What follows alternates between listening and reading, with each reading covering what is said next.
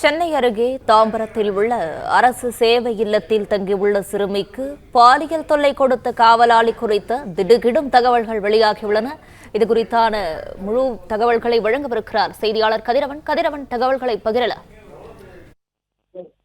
சென்னையில சித்லப்பாக்கம் பகுதியை சேர்ந்தவர்களுடைய அரசு இல்லத்துல தங்கியிருந்த 8ஆம் வகுப்பு படிக்கூடிய 13 வயது மாணவி பாலியல் வன்கொடுமை செய்யப்பட்டு மாணவி கத்தியதால அவர் தாக்கப்பட்டு இறந்த கால்கள் மற்றும் உடலில் காயங்களோடு ராஜீவ்காந்தி அரசு மருத்துவமனையில தற்போது அவருக்கு அறுவை சிகிச்சை முடித்து சிகிச்சையானது நடைபெற்று வருகிறது.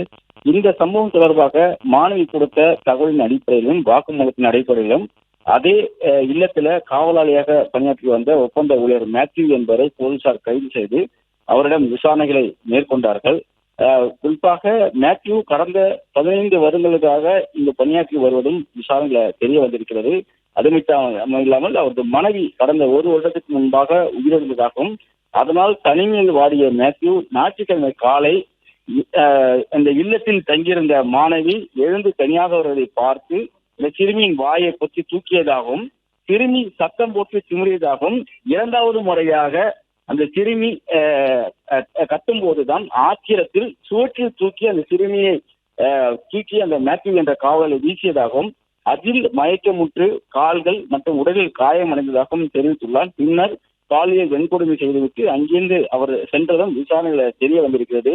முனங்கல் சத்தத்தோடு சிறுமி மயங்கியிருப்பதை பார்த்து அங்கிருந்த ஊழியர்கள் மற்றும் அங்க சமையல் வேலை செய்து வரக்கூடிய பெண் ஒருவர் கொடுத்த தகவலின் அடிப்படையில அந்த மாணவி மீட்கப்பட்டு குரோம்பேட்டை அரசு மருத்துவமனையில சிகிச்சைக்காக சேர்த்ததாகவும் அங்குதான் கீழே தவறி வருவதாக முதலில் தெரிவிக்கப்பட்ட நிலையில் அந்த மருத்துவர்கள் மாணவியிடம் எவ்வாறு இந்த காயங்கள் ஏற்பட்டது என்பது குறித்து கேட்டபோதுதான் அவர் இந்த அதிர்ச்சி தகவலை தெரிவித்ததாகவும் அதன் அடிப்படையில தான் சிட்லாப்பாக்கம் போலீசாருக்கும் சேலையூர் அனைத்து மகளிர் போலீசாருக்கும் தகவலானது தெரிவிக்கப்பட்டு உடனடியாக மாணவியிடம் புகாரை பெற்று இந்த நடவடிக்கைகள் மேற்கொள்ளப்பட்டிருப்பதாகவும் மாணவி தெளிவாக இந்த கட்டம் போட்ட சட்டையும் நீல நிற ஜீன்ஸ் போட்டிருந்த இந்த காவலாளிதான் தன்னை பாலியல் வன்கொடுமை செய்ததாகவும் தன்னை தாக்கியதாகவும் தெளிவாக வாக்குமூலம் அளித்திருக்கிறார். அது மட்டும் இல்லாமல் ராஜீவ்காந்தி மருத்துவமனைக்கு நேரடியாக அந்த காவலாளியை அழைத்து சென்று அடையாள அணிவகுப்பு நடத்திய போதும் அதனை உறுதி செய்திருக்கிறார். அதன் அடிப்படையில தான் மேத்யூ மீது சிறார் பாதுகாப்பு சட்டம், போக்சோ உள்ளிட்ட 5 பிரிவுகளில் வழக்குகள் பதிவு செய்யப்பட்டு அவர் கைது செய்யப்பட்டதாகவும்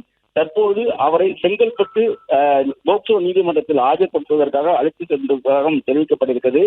சிறுமியை திமிரிய போது, அதாவது பாலியல் வன்கொடுமைக்கு முன்பாக வாயப்பொத்தி அவர் திமிரிய போது ஆத்திரத்தில் சுவற்றில் வீசி தாக்கியதால் தான் சிறுமிக்கு படுகாயங்கள் அடைந்து கால்கள் எலும்பு முறிவு ஏற்பட்டு தற்போது அறுவை சிகிச்சை நடைபெற்றிருப்பதும் மேத்யூவுடன் நடத்தப்பட்ட விசாரணையில் தெரிய வந்திருக்கிறது. 1 வருடத்துக்கு முன்பாக மனைவி இருந்ததனால உணர்ச்சி மிகுதியால் இது போன்று செய்ததாகவும் அவர் தெரிவித்திருப்பதாக காவல்துறை தரப்புல தெரிவிக்கப்பட்டிருக்கிறது.